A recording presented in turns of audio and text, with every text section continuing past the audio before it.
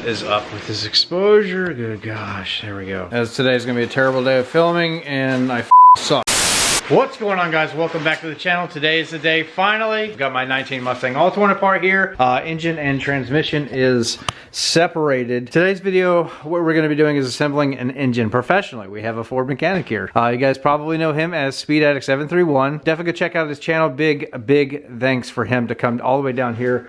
3-hour trip. He has a lot of knowledge on how to do this, but we also have a Ford manual here. There's gonna be some time lapse in here, guys, but we're gonna try to keep it as educational as possible. Of course, you know, this video cut and cut.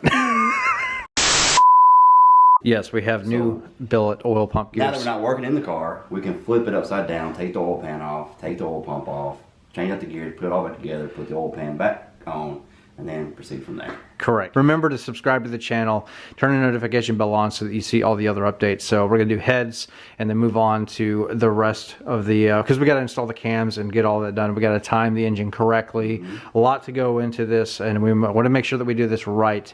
And then, yeah, go ahead. I'm sorry. No. This is the most important part of this, is putting all this together. Yes. That's why we got the Ford instructions. That way nobody can say anything. We're doing everything by the book. Everything. If it's torqued to what this says. Yep. Except for the ARP head studs, because we cannot go on the factory head bolt torque rating. We got to go by the ARP torque rating. Guidelines, yep, exactly. So, alrighty, let's do it.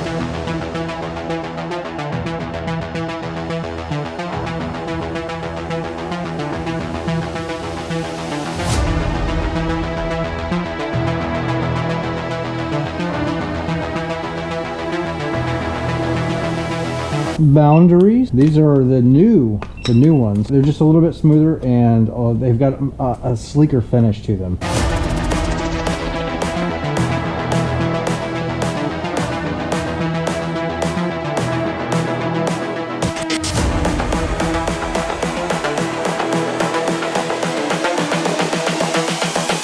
This is the future.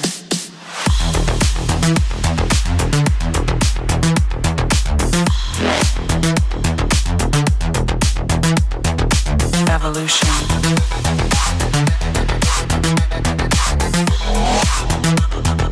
This is the future.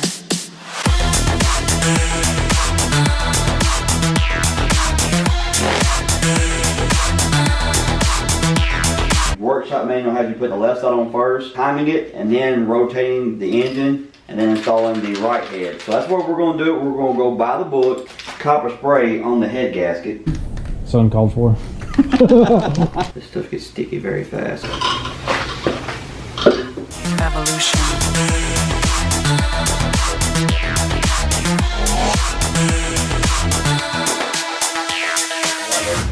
Yeah, if this is a long video, I'm sorry guys. Don't know if we'll get to the point where it's going to be starting up, but if we can get this thing at like a 90% solution, we get the oil, the followers soaking in oil. Hey, you want some coffee? The more oil, the better. Basically, they're sitting in this engine. They need to be oiled. Your cams are going to sit right on top, and as they rotate, the lobes are going to push down. So these don't need to like clip in, they just kind of free hang like that. I tell everybody to do when you time an engine. Yeah. Is you rotate the crank over 2 revolutions by hand. Right. That puts it through everything.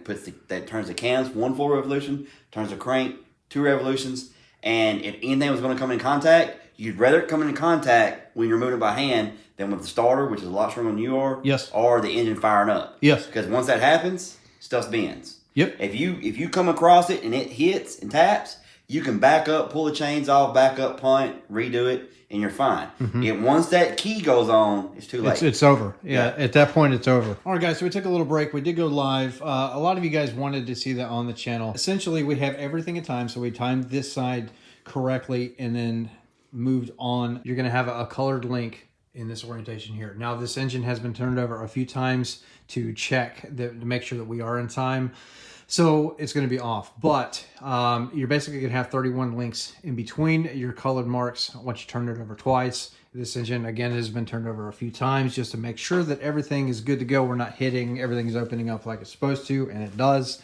So we are 100% in time. Yeah. But basically what he's talking about is your color link would normally be sitting right here. We've turned the motor over so the color link's gone. You had to turn over like several revolutions to get it back. Right here would be the color link, and then right here would be the color link. So if you start counting, like if you start counting right here, and you go to right here, which would be before the link, there's 31 links. So if you ever want to make sure you're in time, you can count. Start counting here, 1, 2, 3, and you go all the way around. And if you stop, hit 31, in between the 2 links, you're good to go. All right, guys. Day number 2. We just didn't really want to work until we were so tired that we didn't know what we were doing. So called it quits last night. But anyway, we've I don't know how I'm gonna edit this video, so I do want to apologize in advance. So I'll clip it any which way that makes sense. But the engine is pretty much all but together. So next step is to take our new engine and assemble it to the transmission with our new torque converter. That's not it. This is actually the stock converter here. So I do want to show you real quick what the new one looks like. So let me open this up. All right, so on the right we have our stock OEM converter for the 10R80, and on the left we have our new Circle D. So essentially what this is it's a truck converter, more or less. It's big. It might be a little bit overkill for what we are after, but it's gonna definitely future-proof the project and make a lot of power. Some transmission fluid. ULV. Yep. So we're gonna fill this up just a little bit. I like to put a couple quarts in there. Yeah. All right, so I do want to talk about the progress so far. So again, I apologize for just skipping ahead, but it's pretty much self-explanatory. Everything is in time. Everything is good to go. We're going by the book. And we're about to move on to this guy and then mate this guy with the transmission. Oh, yes. Thank you so much. And put it inside of the car. And then we're going to move on. So I will say on an engine stand, headers and all of this is the easiest way to do headers. Anyway, this is pretty cool because I can show you what comes with the Hell Horse Performance Kit, the twin turbo kit, when you order it. Word on the street is that he's actually going to come up with his own more powerful version of this, but it's a stock OEM 15 and up header that has been modified down here for the twin turbo. And there's where your wastegates would mount, but pretty cool because this is what it looks like on the side of the engine. You can have like 3 clicks going in, and pretty easy. So. Yep.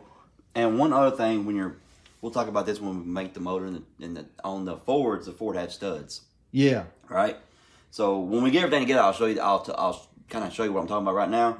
But basically, when you seat the torque converter inside the transmission, and you make the torque converter, when you make the transmission and the engine up together and everything's buttoned up, you should be able to grab a hold of that stud, and that stud sticking to the hole in the flywheel. Yes. Or the flex plate. Yes. And you should be able to grab that and ding, ding, ding, ding.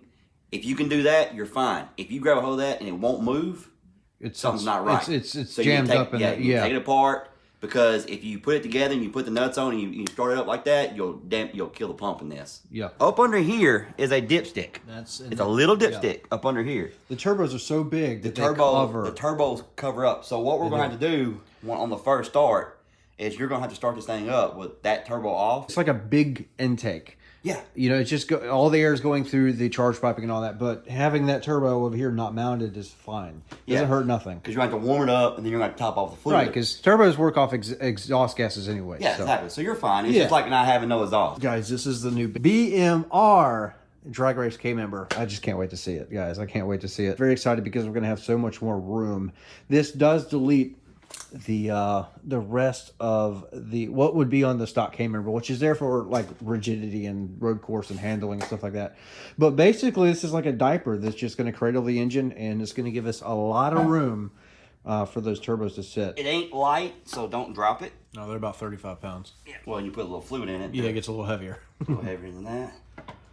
But you just want to be extremely careful with it. And there she's dripping. Yeah, she did come out, didn't she? It's not a big deal. So you should feel 3 drops. So basically, you kind of want to support it yourself. Like that's one. There's 1, 2, 3.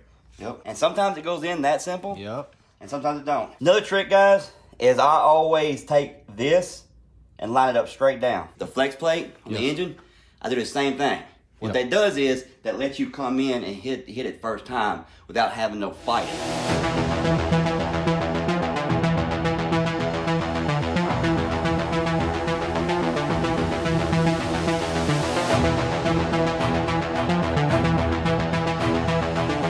wrong time. Try again. I'm gonna try this box. Fell through a box. We're good.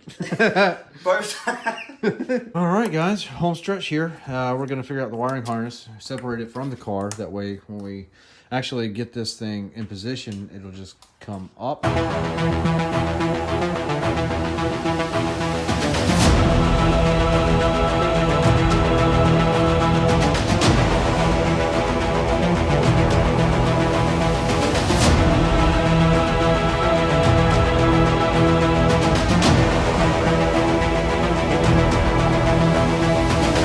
We're going to move on to the BMRK member, and we're just going to bolt it up, and then everything will settle down on top of it, and it's going to be a home stretch from there. And that's pretty much going to be the night. But yeah, essentially ready to start bolting on turbos and all that other stuff, and then we could drop it down at the ground over the next few days. I'll be spending a lot of time with the car. There's no instructions that come with this, but this is the way it's going to happen. On top of the motor mount here, this is essentially going to rest up underneath this flat. Now, when we look at the factory motor mount brackets here, it's smooth and flat. Same on the top.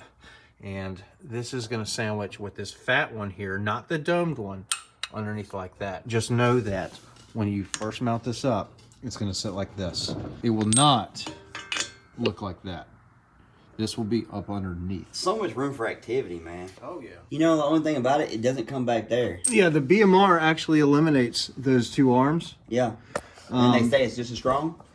Well, for road course, I wouldn't run this. This is specifically a drag race. Now, like other competition, they have the arms that come back like here, like OEM. Mm-hmm.